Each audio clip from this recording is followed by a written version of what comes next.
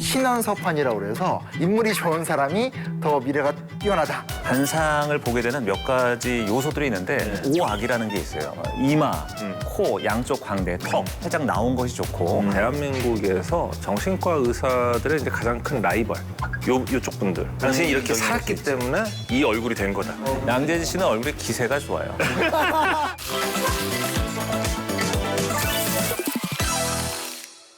요즘에 특히 뭐 많이 불안도 하고 특히 최근에 우리가 너무 힘든 사회적 아픔도 많고 이래서 올 한해는 내가 잘 될까 보다는 올 한해 내가 어떻게 살아남을까에 대한 불안으로 그런 것들에 좀 더 많이 의지를 하는 건 아닐까. 그래서 오늘 준비해봤습니다. 영화 속 명리학 대탐구. 오늘 되게 멋진 게스트가 오셨는데 네, 초대해 주셔서 감사합니다. 오늘 사주, 관상, 풍수에 대한 내용들을 좀 전반적으로 말씀드리러 나왔습니다. 박성준입니다. 어서오세요.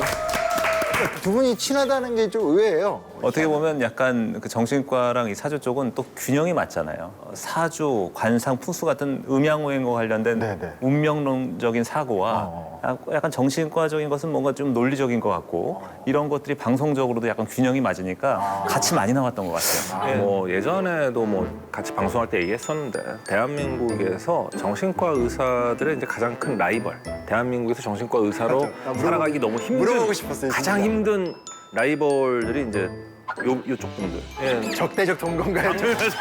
아, 근데 영화가 꽤 뭐 많이 나왔잖아요, 그렇죠? 전 옛날에 관상 기억나는데 관상. 대박이 900만, 났었죠. 900만. 이거 되게 재밌었거든요. 아, 송강호 씨 막 그 예상은 범 예상이고 막. 그는 범이다.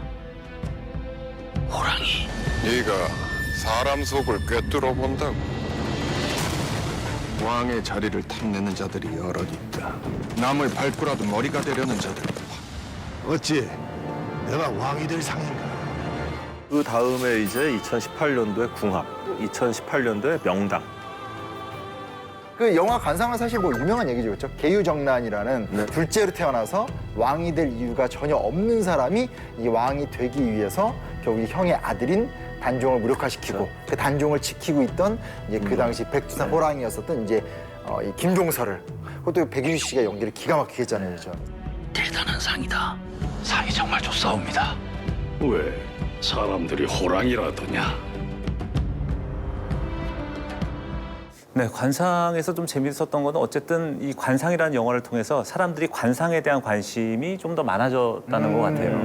그러니까 우리가 누구나 어떤 사람을 만나면서 이 사람은 어떻게 생겼으니까 나와 맞겠다든지 이럴 것 같다든지라는 생각을 하게 되는데 이것을 이제 관상이라는 영화를 통해서 조금 더 대중적으로 사람들이 인식하게 되는 계기가 됐던 영화가 아닌가 싶어요. 관상 영화 안에서 송강호 씨 대사들 있잖아요. 얼굴을 보아니 뭐 눈이 어쩌고 막. 보아하니 도화빛이 돌고 입술이 붉은 게 무당기가 있어 보이긴 한데 무당될 팔자는 아니고 무슨 꿍꿍인지 모르나 거짓말을 할 거면 가라는 것이오. 가시오. 맞는 내용들이에요. 관상을 봤을 때는 관상을 보게 되는 몇 가지 요소들이 있는데 네. 첫 번째는 얼굴에서 느껴지는 이제 기세예요. 기세. 기세, 품격. 어떤 이런 것들이 굉장히 중요하거든요. 그리고 얼굴에 이제 찰색이라고 하는 것들을 봐서 현재 상태를 좀 볼 수 있는 것 같아요. 그리고 이제 눈, 코, 입, 귀에 각 부위의 생김새를 보게 되고 그 생김새의 조화를 보게 되는데 특히 이제 관상에서 얘기할 때는 이제 오악이라는 게 있어요. 안 좋은 거예요? 오악? 안 좋은 악이라기보다는 살짝 나온 부위인데요. 튀어나온 이마, 코, 양쪽 광대, 턱. 이 오악은 살짝 나온 것이 좋고 사독이라고 하는 눈, 코, 입, 귀는 약간 들어가는 게 좋다 이렇게 얘기를 하는데 워렌 버핏을 보게 되면 좀 특징적인 게 오악이 잘 발달해 있다는 거예요. 이마, 코, 서양인이니까. 양쪽 광대, 턱이 살짝 나와 있는 거예요. 근데 서양이라고 하더라도 턱이 하긴 뒤로 턱 들어간 후퇴하거나 사람들이, 함몰하는 것은 이제 노복궁이라고 얘기해서 말년이 좀 좋지 않다거나 입이 삐딱하게 삐뚤어지면 말년이 좀 안 좋다거나 뭐 이런 것도 좀 유추해 볼 수 있는 거거든요. 이와 더불어서 이제 12궁이라는 것도 있거든요. 12궁은 얼굴을 이제 12개로 부위를 나눠서 예를 들면 코끝은 이제 재백궁이라고 해서 재물을 보게 되는 것이고 코끝의 준두의 살집이 잘 잡혀 있으면 돈을 잘 벌 수 있고 보코. 그렇죠. 네, 그리고 이제 콧망울이 마늘을 쪼개 놓은 것처럼 쪼개져 있으면서 콧구멍이 정면에서 보이지 않는 보이면 이제 비양한다고 그래서 들려 있어서 돈도 세고 들지 않고 돈새가 나간다고. 비밀도 센다고 보기 때문에 그런 것들을 볼 수 있는 것도 있고. 근데 좀 전에 말씀하신 설명을 들어보니까 네. 오악사독이라고 그랬잖아요. 네. 소장님처럼 굉장히 서구적인 얼굴이 좋다는 얘기인 것 같아요. 나도 그 생각했는데, 나올 거 나오고 그치? 들어갈 거 들어가고. 맞아, 나도. 나도. 이 골격이 어, 서양인 맞아, 맞아, 맞아. 골격이잖아요. 맞아. 막 독일 사람 막 알베르토 다니 이런 사람 생각했는데. 꼭 그렇지는 않습니다. 얼굴을 봤을 때 전체적인 균형과 조화가 되게 중요한 거기 때문에 예를 들면 어떤 사람이 코가 굉장히 낮은 사람이 코를 높이고자 관상 성형을 하려고 했을 네, 그럴 때 수 있죠. 코를 높이게 되면 전체적인 균형이 깨지게 되는 거니까 좋지 않은 얼굴이 되는 것처럼 어떤 특정 부위에 잘생기고 못생김보다는 전체적인 균형과 조화가 좀 중요하다고 볼 수 있을 것 같아요. 그래요. 근데 박성훈 소장님 10년 동안 지켜본 바 관상보다는 얼굴을 보시는 것 같은데. 저는 사실 되게 따뜻하고 좋은 마음으로 왔거든요. 그래서 이제 그 따뜻한 마음이 변치 않도록 이렇게 좀 잘 해주셨으면 좋을 것 같습니다. 과거 시험 하는 장면 보면은 그 관상 보시는 분이 같이 거기 참여를 해서 그 관상을 보고 그게 시험 당락에 영향을 미치는 것처럼 보이던데. 그런데 저자는 누구요? 왜 물으시오? 저놈 생긴 게 생긴 게 왜? 썩은 내가 나요, 썩은 내가. 이곡이 52석에 정곡이 43석, 백연이 40냥이요. 관직을 팔아 많이도 긁어 모았군. 당연히 거짓말이겠죠? 예외적인 경우에 이제 관상을 옆에다 두고 보는 경우가 있을지 모르겠지만 기본적으로는 불가능하고 근데 이제 이 얘기가 왜 나왔냐면 신원서판이라고 그래서 일종의 관상에 영향을 받은 거죠. 그래서 학문적으로 뛰어난 사람, 그러니까 둘 다 학문적으로 뛰어나면 인물이 좋은 사람이 더 미래가 뛰어나다. 약간 이런 좀 전제가 항상 있었어요. 그럼 조선시대에도 관상보다는 얼굴을 봤다는 얘기인가요? 그래서 그 경계선이 그 경계선은 제가 잘 모르겠고 근데 어제 신원서판이라는 개념은 당나라 때부터 그러니까 우리나라로 말하면 삼국시대 삼국시대. 때부터 나온 개념이기 때문에 여튼간에 실력이 동등할 경우에는 외모를 친다 이런 개념은 좀 있었고 사실 우리나라에서 이제 대기업 옛날 이병철 회장님이 되게 유명하죠. 유명했는데 병풍 뒤에 그러니까 임원 면접을 보거나 뭐 승진 이런 걸 결정할 때 병풍 뒤에서 관상학을 하시는 분이 그분이 이제 뒤에서 보고 당락을 결정했다 뭐 이런 얘기가 있던데 실제로도 이제 회사에서 이제 자문 역할을 할 때 신입 사원을 뽑거나 이제 임원을 뽑을 때 어떤 요청들을 주로 받냐면 다른 것보다는 이제 사진과 태어난 생년월일시 정보를 제가 받은 후에 이 회사에서 걸렀으면 하는 사람만 좀 걸러달라 이렇게 얘기하는 경우들이 있어요. 이 사람을 뽑아야 된다는 아니지만 얘는 뽑으면 안 된다. 네, 그런 사람만은 적어도 걸리고 싶은 거죠.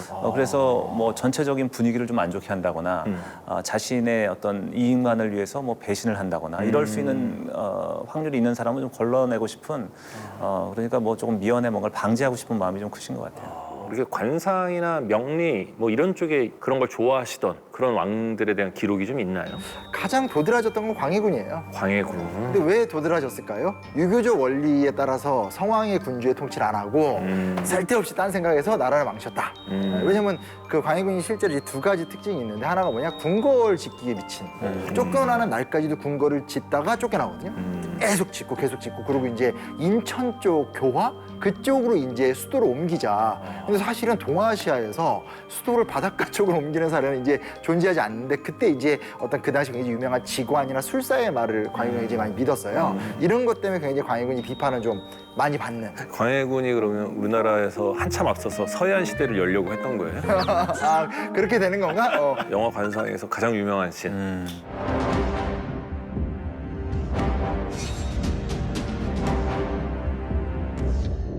역적의 상이다. 그것이 진짜 역적의 상이다 하면서 일이상이라고 얘기하잖아요. 네. 그게 어떻게 해석을 한 거예요, 그거를? 이제 관상이라는 거는 어떻게 보면 얼굴에서 바로 느껴지는 거거든요. 얼굴을 보게 됐을 때 형태적인 형상적인 부분도 있지만 맑다, 탁하다, 뭐 더럽다, 깨끗하다, 뭐 이런 에너지가 확 들어올 때가 있어요. 어디 만났을 때 어떠셨나요? 아주 탁했죠. 그렇지 않았나요? 여기서 웃고만 있으면 이상해지잖아. 양재진 씨는 욕망이 강하고 그 욕망이 이제 기세를 만났으니 그 기세에 맞게 수완을 가지고 치고 나가는 힘이 좀 강하다. 다만 오랜만에 본 얼굴은 약간 얼굴에 누리끼리함이 좀 있으니 이 양반이 지금 뭐 따뜻하게 나왔다는 둥 어쩌나.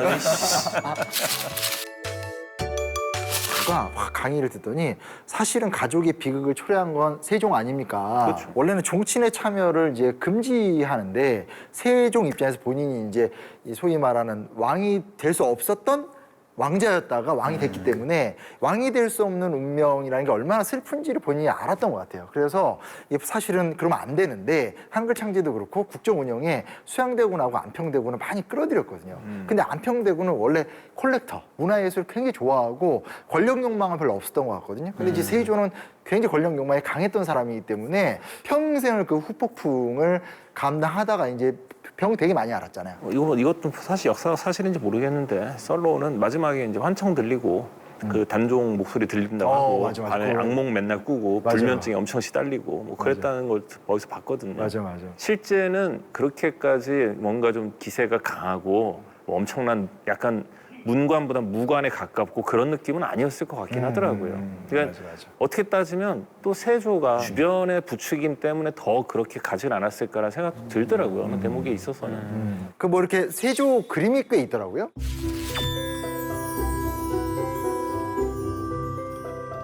이런 거 보시면 어떠세요? 어떤 느낌이세요?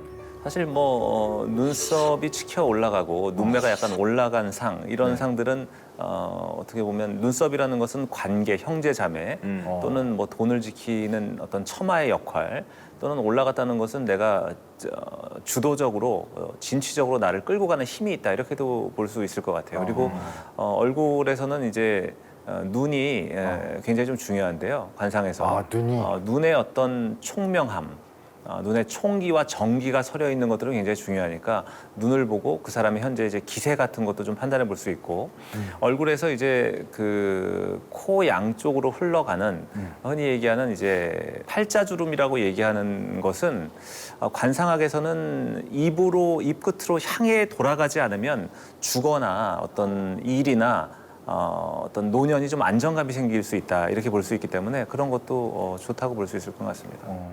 제일 저는 궁금한 게 관상 바뀌는 거예요? 기본적인 이제 타고난 상이 있는 것 같고 타고난? 골격이나 생김새가 있고 네네. 그리고 기세나 어떤 찰색이나 그리고 표정에 의해서 생기는 부분이 좀 변화의 요소도 있는 것 같습니다. 예전에도 형하고 사석에서 막 얘기를 한 적이 있는데 이쪽에서는 이제 관상학이라는 거는 이렇게 생겼으니까 이렇게 살 것이다잖아요. 근데 우리 쪽에서는 반대란 말이에요. 당신이 이렇게 살았기 때문에 이 얼굴이 된 거다. 된 거다. 어떻게 생각하세요?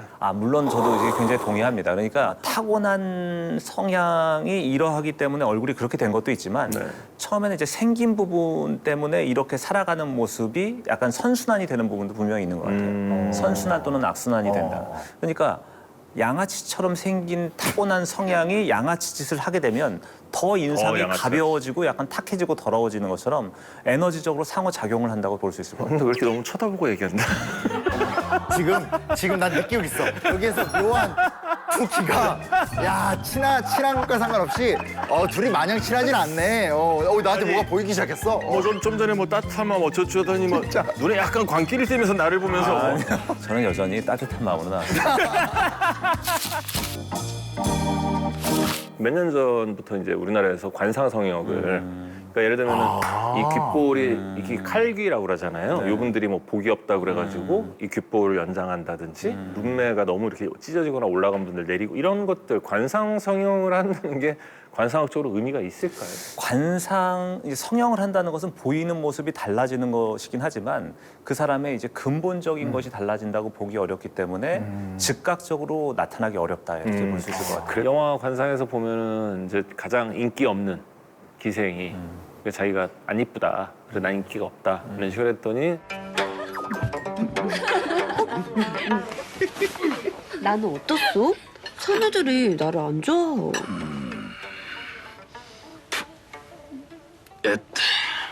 뭐요 이게? 둥그스름한 게 고운 얼굴이나 남들에 비해 눈에 띄지 않으니 이러면 사내들이 줄줄줄줄 따를 것이니라. 정말이요? 낫다야. 아까 우리가 관상 성형 얘기를 했지만 성형까지는 아니더라도 사람들이 이제 점을 빼거나 아니면 또 요즘에 젊은 친구들은 점을 찍거나 제 친구 중에 한 명이 네. 진짜 여기에 점이 있어요. 근데 점이 작은 것도 아니고 진짜 왕점이어서 우리가 맨날 걔만 보면 나무아비탑을 관세음 보고서 평생을 놀렸어요. 교회 다니는데 그래가지고 점이랑 관상에서 어떤 위치를 차지하는가. 점이라는 것은 사실 같은 위치에 있다고 하더라도 이제 생점이냐, 살아있는 점이냐, 사점이냐에 따라서 의미가 좀 다를 수도 있어요. 코에 있는 점은 사점이면 곳간에 있는 쥐라고 그래서 돈이 나간다 이렇게 해석을 하기도 하거든요. 사점 생점의 차이는 뭐예요? 생점은 약간 윤기가 있고 좀 밝고 이런 점이고 사점은 좀 탁하고 좀 어두운 점을 얘기하기도 하는데 좀 흔히들 얘기할 때 눈, 가를 부부궁, 처첩궁이라고 얘기하는데 그쪽은 너무 어둡다거나 탁하다거나 흑색을 띠게 됐을 때는 별로 좋지 않은 것처럼 남녀 관계 또는 이제 부부 간에 어떤 좀 안 좋은 일이 있을 수 있다 이런 것들도 예측해 볼 수가 있는 거죠. 이제 뭔지 모르겠지만 전 여기가 좋은 것 같습니다. 부부관계 좋거든요. 죄송합니다. 아, 진짜인데. 그리고 재밌는 게 아까 말한 역학 3부작 중에서 네. 궁합이라는 영화에 자문을 네. 해주셨다고요? 네네. 캐릭터의 성격이나 기질을 실제 그 사주를 봤을 때는 이런 기질과 성격이 나오게끔 실제로 생년월일시를 다 바꿨죠. 그 인물들의 생년월일시를 다 바꿨죠. 어떤 상대를 만나냐에 따라 팔자가 바뀌기 때문이지. 나는 이번 부마관 쪽에서 궁합을 보게 된 서도윤이라 하오. 승막보질 차라리 너무 담아고 있다 합니다. 제가 궁합을 봐드리면 어떻겠습니까? 이제 우리나라 워낙 이런 데 관심 있으신 분들 많으니까 그런 분들에 의해서 이렇게 약간 악플이나 그런 거 있지 않을까요? 사실 이게 그 똑같은 수학을 공부해도 주관식 문제의 답이 다 다르게 나오잖아요. 그런데 이제 명리라는 것은 기본적인 근간이 되는 음양 오행의 생극 재화는 있긴 하지만 그 해석이 달라져서 좀 다른 식으로 보게 되는 경우도 있는 것 같아요. 그래서 예전에는 이제 여자가 팔자가 세다 그러면 좋지 않은 거였지만 현재 사회에서는 남자와 대등하게 일을 하면서 활동력을 높이는 것은 또 좋게도 볼 수 있는 거니까 물론 이제 남자에게 의지하지 못하는 기질은 있기는 하지만 좀 달리 해석할 수 있는 것도 같아요. 시대에 따라서. 세계관이 바뀌는 네. 거니까. 그러니까 뭐 옛날에 뭐 정말 안 좋게 표현하는 뭐 남편 잡아먹는 팔자다 뭐 이런 것들이 사실은 굉장히 왕성하게 사회활동을 하고 왕성하게 경제활동을 할 수 있는 능력. 남자가 만약에 똑같은 사주면 어마어마하게 좋은 얘기들이 나오는 게 여자한테 그게 있을 때 되게 안 좋게 번역이 된 경우들이 되게 많더라고요. 그러네. 그래서 심지어는 어떤 그렇게 기세고 드센 분이 시부모님 댁에 드릴 사주를 만들고 싶다고 오신 적도 있어요. 그런 사람도 있더라고요. 네. 사주 조작하시는. 네, 근데 이제 저는 뭐 해드리지는 않았지만 그만큼 사주나 궁합에 대해서 이제 절박함을 느끼고 오셨기 때문에 이 모든 사단의 발달이 그놈의 사주 단자라는 거잖아요. 도대체 이건 어디서 기인한 거예요? 꼭 우리나라만이 아니라 전 세계적으로 봤었을 때 전통 사회는 이제 결혼을 통해서 세력을 확장한다라는 게 이제 큰 의미를 갖고 있는데 이제 문제는 뭐냐? 조선이 전기만 해도 안 그러는데 중후기로 넘어가면서 쉽게 말하면 사회의 생산력은 한계에 도달했고 그리고 과거 합격을 통해서 출세할 수 있는 길은 정말 힘들고 그 외에 다른 직업은 없고 근데 내가 뭔가 우리의 가문을 계속 유지를 해야 된다. 그래서 제일 중요한 게 뭔지 아세요? 결혼이에요, 결혼. 핵심은 혼인이에요. 내가 누구랑 결혼하냐. 뭐 예를 들어서 경상도 오면 의성김 씨. 무조건 결혼해야 되는데 이제 이런 걸 대놓고 얘기할 수가 없으니까 서로 이제 이렇게 계속 이제 납치 뭐 이러면서 상호간에 이제 뭐 사주를 보고 그걸 교환하고 이런 과정을 계속 거치죠. 근데 이제 이런 게 다 현재는 형해화된 상태에서 사주 단자만 남게 되는 그래서 그게 이제 거꾸로 문제를 일으키는 뭐 이런 거 생각해 보시면 좋을 것 같아요, 진짜. 이 영화 명당을 보면은 정말 풍수지리에 대한 이야기가 나오는 영화잖아요. 천년 전 왕을 바꿀 땅이라 하여 지금까지 그 기운이 잠들어 있어. 내가 천자지지를 가지고 세상을 다스릴 것이. 자네 처음부터 이럴 생각이었나?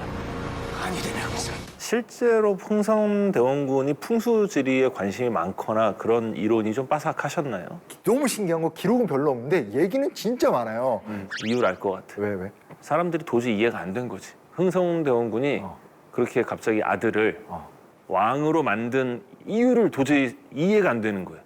그러니까 찾다 보니까 풍수지리다. 아, 그렇게 할 수 있 뭐라도 찾아야 되니까. 근데 이제 조선 후기 정도 되면 이 정도 진짜 초 A급 양반 사대부들은 그러니까 메인은 아니더라도 기본적으로 이제 그 당시의 소양 중에 하나가 이제 뭐 풍수나 사주 이런 것들이 좀 역할 공부했어요. 역할 공부했기 때문에 뭐 그걸 갖고 있었다라는 얘기는 할 수 있는데 대원군은 권력에 대한 야망인 거죠. 그렇죠. 안동김 씨가 꽉 잡고 있는 세상에서 풍양조 씨 조대비에게 키가 넘어오는데 여기서 가만히 있으면 안동김 씨가 또 권력을 잡으니 나는 풍양조 씨랑 연대를 하겠다 해가지고 이제 풍양조 씨 조대비 후원 속에서 고종이 왕이 됐고 그 다음에 요것만으로 약하니까 이것도 되게 오해를 갖고 있는데 이 영민 씨, 그러니까 명성황후가 아무 그 배경이 없는 사람을 데려왔다고 착각을 하는데 당시 안동 김 씨의 버금갈 수 있는 유일한 집안이 영민 씨 집안이에요. 그렇게 결혼을 해서 묶어왔기 때문에 그 안에서 보이는 어떤 사주나 뭐 이런 이야기들은 도구로는 쓸 수는 있는데 소위 말하는 정사 영역에서는 그거보다 이제 좀 주도 면밀한 이 권력의 주도 면밀한 아주 그 그냥 막 대단한 사람 있잖아요. 그런 걸 보통 이제 많이 얘기를 하죠. 뭐. 사실은 이 명당이 네. 영화 명당이 정말로 명당 자리에 묘자리를 써서 아들을 왕으로 만든 얘기라고 하면 정 반대쪽에 있는 건 파묘잖아요. 묘를 잘못 써서 후손들이 죽어나가는. 여기 전부 다 알 거야. 묘 하나 잘못 건들면 어떻게 되는지. 딱 보니 묘바람입니다. 악지 중에 악지란 말이다. 이런 것들은 어느 정도 신빙성이 있다고 생각하세요? 저기 묘자리를 보는 게 이제 음택풍수인데 조상의 묘자리를 잘 써서 후손의 발복을 기대하는 거거든요. 그 음택풍수의 근간에는 이제 동기감응이라는 게 있어요. 같은 기는 서로 감응을 한다 이런 거거든요. 동기, 감응. 네. 그래서 예전에 이유가 없이 종이 울렸는데 그때를 역산해서 보니까 그날 그 시간에 그 종의 원재료인 구리광산이 무너졌다는 거예요. 그러니까 같은 기는 서로 감응을 한다. 그렇기 때문에 사람도 어떤 기 감응이 일어난다. 이것을 전제로 하는 것이 이제 음택풍수의 기본인 거거든요. 근데 요즘에는 사실 음택보다는 이제 양택에 대한 관심이 더 많은데 양택? 내가 현재 잘 살고 집을 잘 쓰고 사업장을 잘 싸서 내가 잘 되는 것에 대한 관심이 좀 더 많죠. 진짜 트렌드가 바뀌었네. 특히 기업에서는 사옥을 지을 때 층수에서 보이는 좌향, 물과의 관계와 산세와 지세와의 관계를 많이 보기 때문에 그런 부분들을 굉장히 좀 중요하게 많이 봅니다. 근데 옛날에는 이게 건물들이 뭐 높아봤자 2, 3층이잖아요. 지금 층이 막 올라가는데 이건 어떻게 나중에 현대적으로 이게 좀 뭐가 층수가 반영이 된 건가요? 이거 어떻게 봐야 돼, 층은? 사실 풍수에서는 너무 높은 층은 땅의 기운인 지기가 미치지 못하기 때문에 좋지 않다고 보는데 층만 가지고 볼 수 있는 것이 아니라 현대 풍수에서 산으로 보는 건물과 물로 보는 도로와의 관계도 같이 봐야 되는 거니까 그런 입지 속에서 내가 억압되거나 눌리지 않고 에너지가 발현될 수 있는 자리를 찾는 것이 좀 중요하다고 볼 수 있을 것 같아요. 뭐 대한민국 역학 3부작 네. 얘기를 해봤는데 어떠셨어요, 소감? 예전에 그 관상가가 산속에서 어떤 남자분을 만났는데 명예적으로 굉장히 그 기세가 등등한 그런 관상을 가진 분이었어요. 그런데 왜 여기서 이러고 있을까? 가만히 살펴보고 싶은 궁금증이 생겼어요. 그래서 몇 날 며칠을 두고 봤더니 항상 다리를 떨고 있더래요. 복달하는. 네. 그래서 그 다리를 도끼로 찍어서 네. 다리를 자른 후에 이제 왕의 측근이 됐다. 뭐 이런 내용의 뭐 관상적인 뭐 그런 내용들이 있어요. 근데 그것은 제가 말씀드리고 싶은 거는 결국은 풍수라고 하면 어떤 특정 물건은 어떤 자리에 놓으면 금시 발복한다고 오해하시는 것 같아요. 그런 개념이라기보다는 전체적인 균형과 조화를 맞추는 것이 중요하고 그리고 관상이라는 것이 이제 타고난 것도 있지만 내가 지금 어떤 태도와 어떤 생각과 어떤 마음을 가지고 하나하나 인생을 켜켜이 쌓여 나갈 때 그것이 이제 누적돼서 맥락적으로 일관되게 될 때 인생이 바뀔 수 있다고 생각하는 거니까 내가 바꿔갈 수 있는 것에 좀 노력을 해가시는 게 중요하지 않나 이런 생각이 좀 듭니다.